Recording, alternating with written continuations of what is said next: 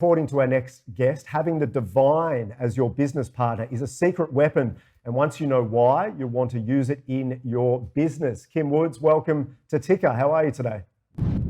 I'm great, Adrian. How are you? It's great to be here today. Absolutely. Where are you based at the moment around the world? I'm in Boston, Massachusetts, in the U.S. Right. How are things over there at the moment? They're similar to what you're experiencing. Our governor is more conservative than other governors in this country, so we are in, various phases of rollout. Yeah, right. Well, it's good to talk to you safe and well. What's the time over there at the moment? It's a little after midnight.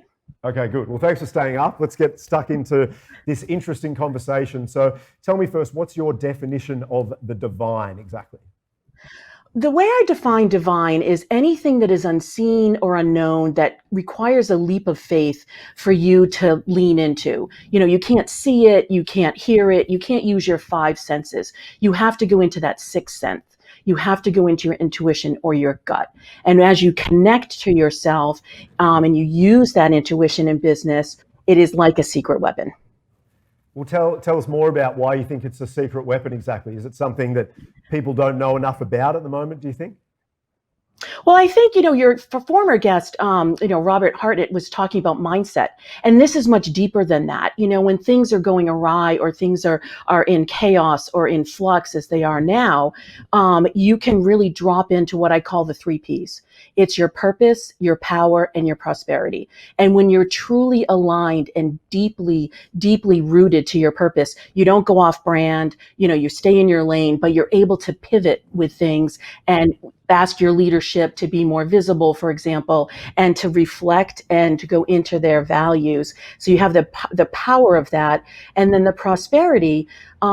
In marketing and sales, there's something called the know, like, trust factor. It's been around for decades.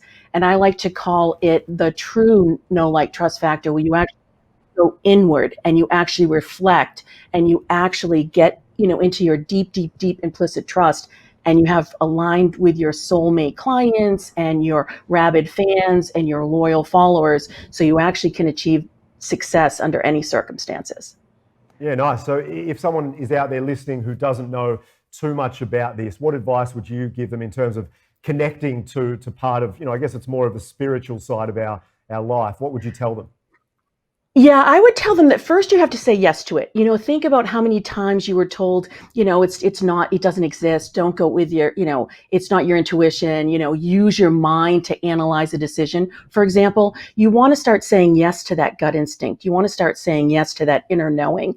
And once you do, you want to practice. You want to practice with things that are not impactful. Like, should I go this way in traffic or should I go that way? Should I bring an umbrella out for the weather? I mean, they seem meaningless, but you're flexing a muscle that you may not have used for years or decades. So you want to start flexing that.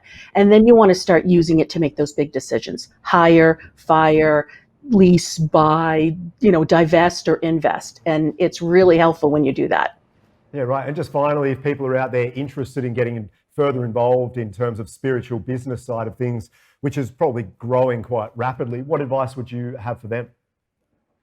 I would say that first and foremost, you want to make sure that you are not like, the cobbler's children without making the shoes, right? Like, so meaning like you actually do this for yourself in your own business as you're doing it for your clients. You want to make sure that you're reflecting and meditating and going into your core purpose and power and prosperity as much as you do for your clients. And then what I would say, the second tip I have is to be super practical too. Don't forget that you are a business leader. You are a business owner. You want to be numerate. You want to look at your ROI, you want to look at your staffing, and you want to be really practical as well. Awesome. How do we get in contact with you? Where's the best place to go online? I am at kimwoods.com and all the social media outlets. It's kimwoods.com all day long. Awesome. Really enjoyed the chat. Let's talk again soon. Thanks, Kim. Thanks so much, Adrian.